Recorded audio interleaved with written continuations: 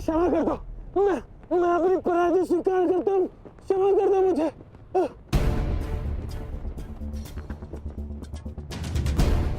इतने भी बुरे दिन नहीं आए कि प्राणों की भीख मांग रहे एक याचक को निराश करूं। तुम महाराज के दोषी हो। तुम्हारा निर्णय वही करेंगे।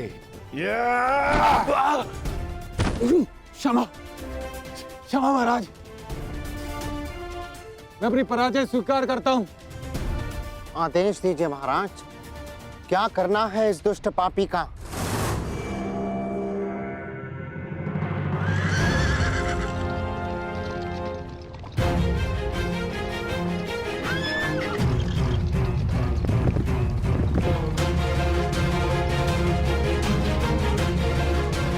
बृहन्नला, युद्ध में सारथी का महत्व महारथी से कम नहीं होता। यदि आज तुमने चतुराई से रथ नहीं चलाया तो मैं अपने पूर्ण कौशल का उपयोग नहीं कर पाऊंगा। मुझे आज महामही भीष्म, महाबली कर्ण और महान द्रोण जैसे महारथियों को परास्त करना है।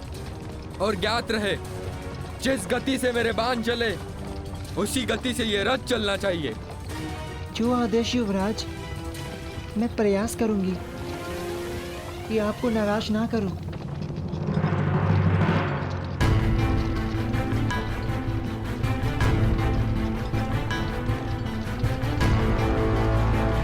ये सामने क्या है?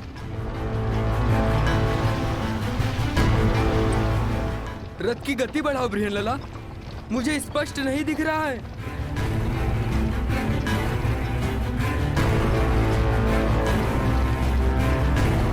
क्या ये कोई चक्रवात है? नहीं युवराज, ये धूल है जो हस्तिनापुर की विशाल सेना के पथ संचालन से उड़ रही है।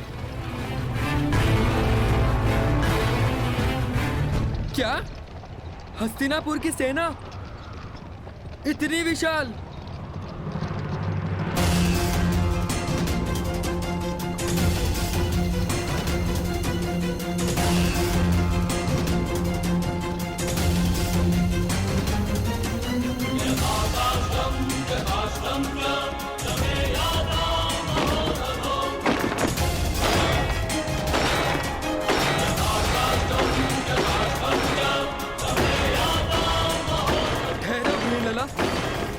मैंने कहा रथ रोको बृहन्नला।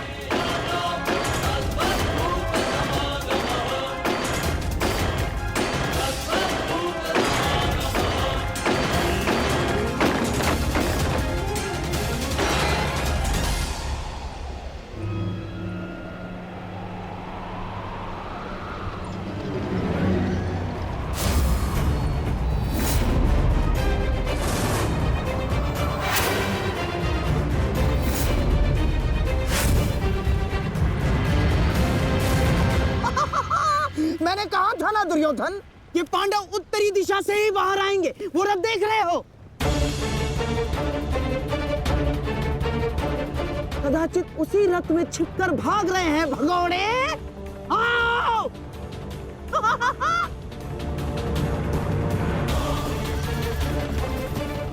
जो भी हो, ये पांडव सदा अचंभित कर ही देते हैं।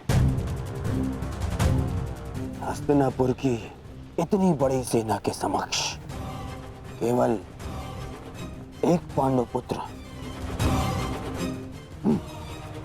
दुर्भाग्य, दुर्भाग्य, दुर्भाग्य केवल अब 4 पांडव वन में जाएंगे, क्योंकि एक का आज ही अंत हो जाएगा। यही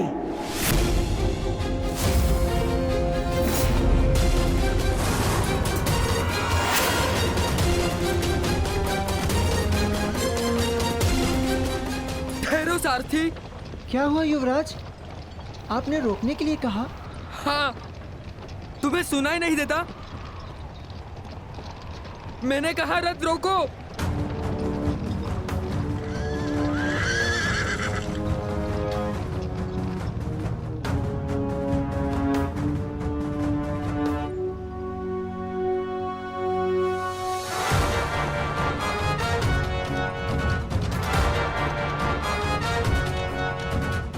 ये रथ अचानक रुक क्यों गया?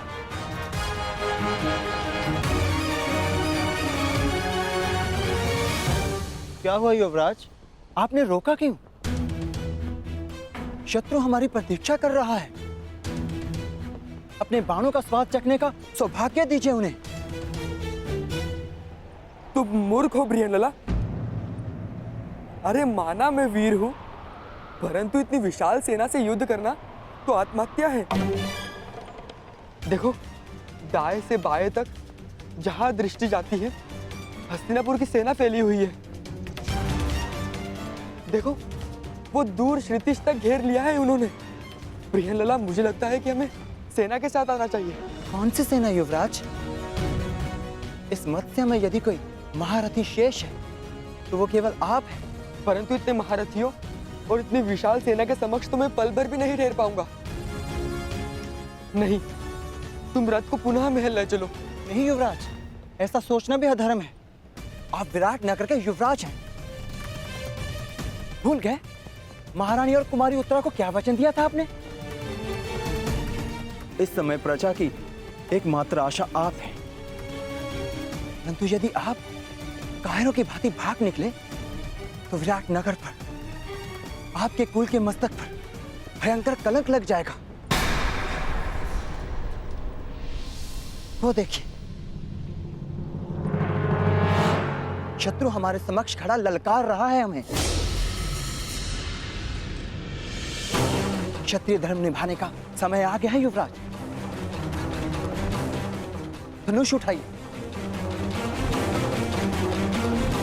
युवराज, धनुष उठाइए।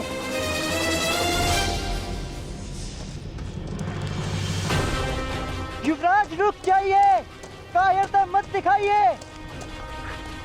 शत्रु को पीठ दिखाकर भागना एक सबसे बड़ी मूर्खता है। एक योद्धा के लिए सबसे बड़ा पाप है। पाप सह लूंगा, परंतु इस सेना के वाहन नहीं सह पाऊंगा। मुझे नहीं कहलवाना योद्धा, मुझे अपने प्राण अधिक प्रिय है। मैं तुम्हें भागने नहीं दूंगा कुमार, भागने नहीं दूंगा।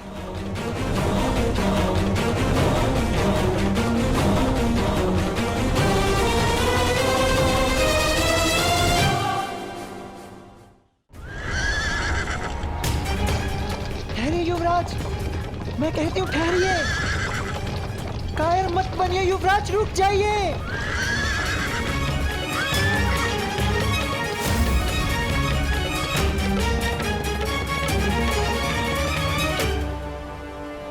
ये कैसे हो सकता है? ये तो वापस लौट रहा है। आमश्री, आपने तो कहा था कि ये योजना सफल होगी। पांडव इसी द्वार से आएंगे, परंतु ये तो उल्टे पांव लौट रहे हैं। नहीं, ये पांडव हो ही नहीं सकते, क्योंकि पांडव अपने शत्रु को पीठ दिखा के नहीं भाग सकते। हो सकता है दुर्योधन की ये पांडव ना हो, परंतु पांडवों के पास हमारे समक्ष प्रस्तुत होने के अतिरिक्त और कोई मार्ग है ही नहीं।